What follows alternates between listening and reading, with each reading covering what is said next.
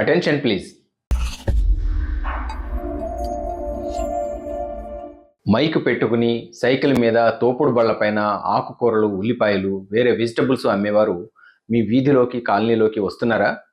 తాజా కూరలు వాడిపోక మునిపే గబగబా అమ్మి సొమ్ము చేసుకోవాలనే తాపత్రయంతో వారు భూప్రదక్షిణం చేసినట్లు 4 వీధులు చుట్టేస్తూ ఉంటారు.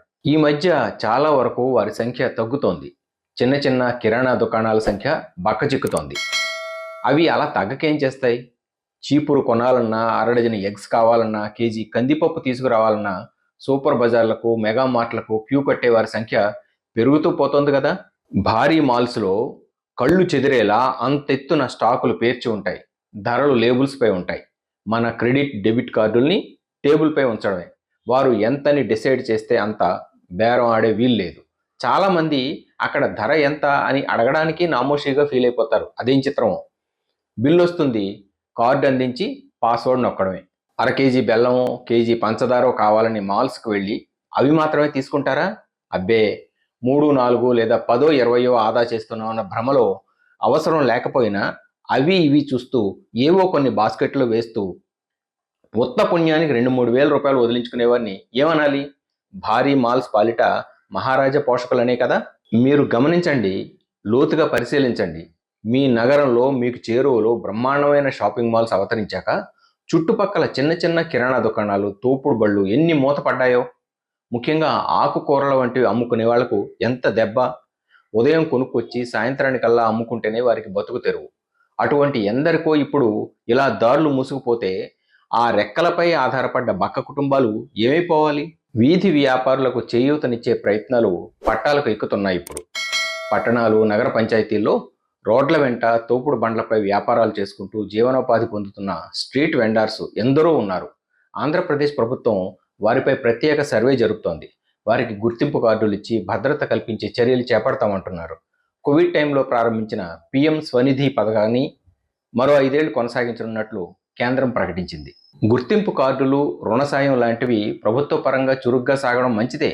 అవి మాత్రమే సరిపోవు.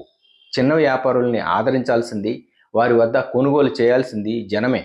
బేరాలు తగ్గి కుంగిపోతున్న చిరు వ్యాపారుల జీవితాల్లో వెలుగులు నింపగలిగేది సాధారణ ప్రజలే. కూరగాయలమ్మే ఏడుకొండల్ని బాగున్నావా అని పలకరించి చూడండి. ఉన్నంతలో నాణ్యమైన సరుకు మీ చేతి సంచిలోకి వస్తుంది. కష్టసుఖాలు చెప్పుకుంటూ సబబైన రేటు అతడే తీసుకుంటాడు. ఇలాంటి దృశ్యం, స్పందన సూపర్ మెగా మాల్స్లో చూడగలమా? చౌరస్తాకో పాలబూత్, గల్లీ చివర కిరాణా దుకాణం, రోడ్డు పక్కన సంచులు పరిచి వాటిపై కూరగాయలు సర్ది అమ్ముకునే ఓబులమ్మ, ఉల్లిపాయల బండి నడిపే సయీద్, వీళ్ళంతా ఎవరు? కొద్దిపాటి మార్జిన్తో తృణమో పణమో మిగిలితే చాలనుకునే మామూలు మనుషులు. వాళ్ళ దగ్గర దొరికే తాజా కూరలు ఏ ఫ్రిడ్జ్లో చూడగలం? వాళ్ళ దగ్గర గీచి గీచి బేరాలు ఆడేవారిని చూస్తే మనసు చివుక్కుమంటుంది. రోజంతా అలా కూర్చుని తిరుగుతూ తెచ్చిన సరుకు అమ్ముకుంటే మిగిలే ఏ కాస్త మొత్తమో ఆ కుటుంబం అందరి అవసరాలు తీర్చాలి. ఇంటి ముంగిట్లోకి తాజా కూరగాయలు, ఆకుకూరలు తెచ్చి అమ్ముకునేవారు ఒకవేళ సరుకు మిగిలిపోతే ఏది దారి? ఆ సరుకంతా తీసుకెళ్లి ఫ్రిడ్జ్లో భద్రపరిచే వీలు ఉండదు. సాయంత్రం దాకా వీలైనన్ని అమ్ముకుని మిగతాది ఏ ఆవులకో, బర్రెలకో వదిలేయడమే. అదే పెద్ద మాల్స్లో అయితే శీతలీకరణకు ఏర్పాటుంటాయి.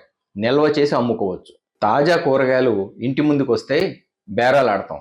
ఫ్రెష్వి అయినా కాకున్నా మాల్స్లో గౌరవభంగానికి వెరచి కిక్కురు మనకుండా బిల్లు చెల్లిస్తాం.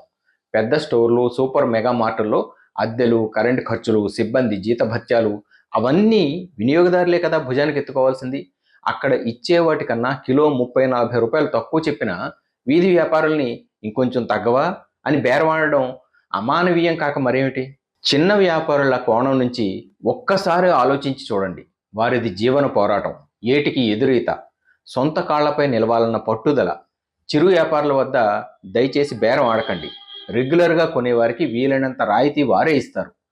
సరకు తాజాగా సరసమైన ధరకు ఇస్తే తమకు బేరాలు పెరుగుతాయని బోధపడిన ఎవరైనా గిరాకీని కాలదనుకోరు. చిరు వ్యాపారుల విషయంలో పెద్ద మనసు చేసుకుందాం. ఏ 2-3 కోసమో మాల్స్కు వెళ్ళి అక్కడి హంగులకు, వెలుగు జిలుగులకు, భారీతనానికి మతి చెదిరి అవసరం ఉన్నా లేకపోయినా తోటివారి ఎదుట ప్రెస్టీజ్ కోసమో మరొకందుకో లేనిపోనివన్నీ కొనుక్కొచ్చే మాయలో పడకుండా మనల్ని మనం నియంత్రించుకుందాం. వీలైతే మీ అపార్ట్మెంట్లోని వారో, మీ వీధిలోని వారో, మీ కాలనీలోని కొన్ని కుటుంబాల వారో కలిసి నెలకు ఏమేమి ఎంతెంత అవసరమో లిస్ట్ చేసుకోండి. నేరుగా రైతులతో మాట్లాడుకుని బియ్యం, పప్పులు వంటివి తక్కువ రేటుకు రప్పించుకోవచ్చు. అలాగే కూరగాయలు, ఆకుకూరలు పండించే రైతుల్ని సంప్రదిస్తే తాజావి చౌకగా మీ ఇంటికి చేరతాయి. పెద్ద పెద్ద ఎస్టాబ్లిష్మెంట్లు, భారీ వ్యాపార సంస్థలు వాళ్ళ సేల్స్ ప్రమోషన్ల సంగతి వాళ్ళే చూసుకుంటారు. చిన్న వ్యాపారుల్ని గౌరవప్రదంగా బతకనిద్దాం. శ్రమించే రైతులకు తగిన గిట్టుబాటు దక్కేలా సహకరిద్దాం. మన ఆరోగ్యప్రద జీవనానికి సహకరించే చిరు వ్యాపారులు, రైతుల బతుకుబండి సవ్యంగా సాగేలా మన వంతు తోడ్పాటు అందిద్దాం. ఇది మానవీయతతో మనమందరం నిర్వర్తించాల్సిన సామాజిక బాధ్యత. మరో అంశంతో మళ్ళీ మీ ముందుకు వస్తాను. This is Balu Ekkal Devara signing off. నమస్తే.